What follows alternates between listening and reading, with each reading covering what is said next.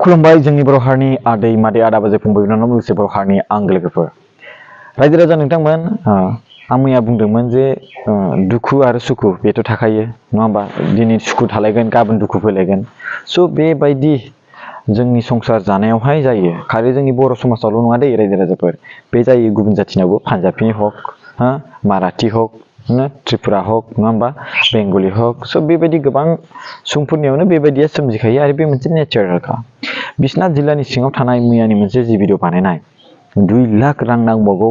बे 2 लाख रां होब्लासो हस्पिटालनिफ्राय हगार हरगोन मानसियाथ' हामबायानो होनजायो ओमफ्राय ब्रेन अपारेशन खालामनांबाय आरो लोगोसे दा मासाज खालामबावनांगौ होनना बुंदों बे मासाजखौ सानसेयावनो 2500 ना मा लायो होनदों 2500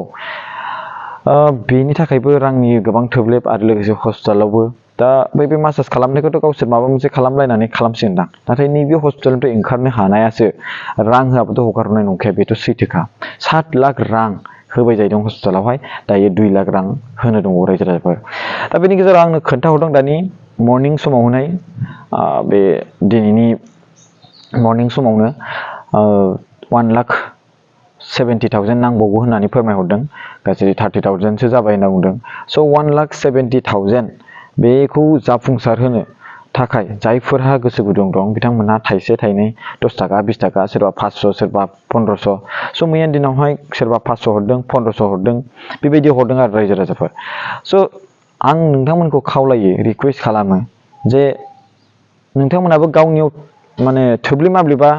बिदिनावहाय आं एसेबांखिनि हरनो गाव थोब्ले माब्ले जानाङा माने नोंनाव जुदि हरनो हानाय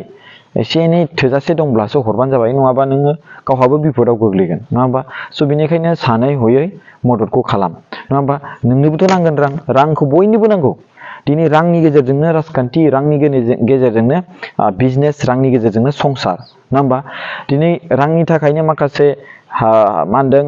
कुइसन ओंखारलायो जेरै गौरब गगৈ बिथां सारा माने बुंदोंमोन माखासे बाथ्रा रिंकि बुयान एबा आसामनि chief minister doctor Himanta Biswa Sharma सारनि हिन्जावनि सायावहाय दा बिनि फिसाजोनि सायावहाय स' बे बाथ्रा बुंनायनि थाखाय दिनै माखासे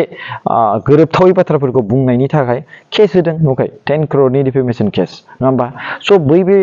माने बैफोर जाथाया मानिफ्राय फैयो रांनिफ्रायनो जेरै दिनै बुंनो थाङोब्ला मानसिफ्रा आं रां खामायालै आं माने 10 लाखल' खामायना थागोन बा आं रां खामायालै आङो 1 लाखल' खामायना थागोन आं रां खामायालै आंनो नाङा आं एसेबां रां नाङा नैबायदि खायसे सुबुंफ्रा बुङो नाथाय जाय मानसिफ्रा बेबायदि बुङोना बे सासे माने ओरैबायदि सियालसो बियो मिथिबायना ओरैबायदि सियाल बुजिबाय दा रायजो राजाफोर मानो होनोब्ला बे मिथिखागौ रांखौ नांगौ होननानै नङा होमबा स' बेनिखायनो बयनिबो न'खरावहाय रांनि गोनांथि आरो जों बयबो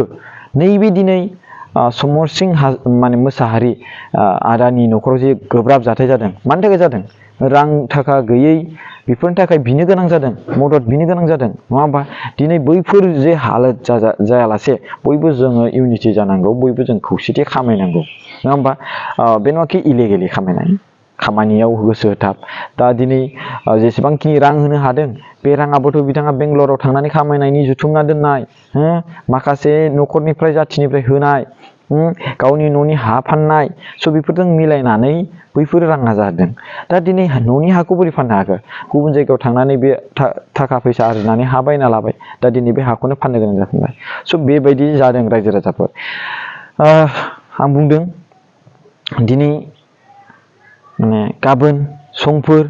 सोरनि जिउआवहाय सुखु फैगोन सोरनि जिउआवहाय दुखु फैगोन बेखौ इसोर अबुंलावरियासो मिथिगोन जों जास्ट खामानि मावनांगौ गावनि दायथ'खौ जों मावनांगौ नङा होमबा दे जों बयबो मदद खालामदिनि बिथांनि फिसाज्लाखौ जि हायो थाइसे थाइनै हरनायाव जोंहा बांद्राय एसेबां खहा जाया आं सानो स' बेवहाय बाथ्रा दान्थेलायालासे मदद खालामलायनि दे जाहाथे बिथांनि फिसाज्लाखौ जोङो थाबैनो हस्पिटालनिफ्राय ओंखारनाय जोङो भिडिअ बानायनो हायो बायदि थेंक इउ खुलुमनाय थाबाय गोजोन फुंबिलि थेंक इउ सो माच जय बर' हारिनि जय थेंक इउ सो माच